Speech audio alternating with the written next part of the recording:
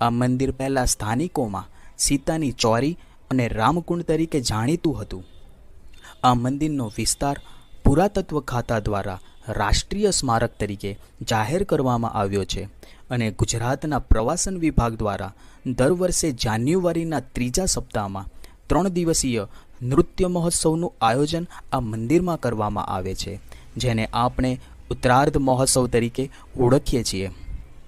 તો મિત્રો, આ મંદિર એક ઐતિહાસિક સ્મારક છે, તેથી અહીં કોઈ પણ પ્રકારની આરતી કરવામાં નથી આવતી. આ મંદિરના ગર્ભગૃહમાં જ્યારે તમે જોશો ત્યારે તેની દિવાલ ઉપર તમને સોમનાથ મંદિર ઉપર થયેલા આક્રમણની માહિતી મળશે. સોલંકીઓ સૂર્યવંશી હતા. તે સૂર્યને પોતાના કુળદેવતા માનતા, જેથી સોલંકીઓએ આ મંદિરનું નિર્માણ તે સમયે કરાવ્યું હતું. મિત્રો, પૂરા ભારતભરમાં માત્ર 3 સૂર્ય મંદિરો આવેલા છે.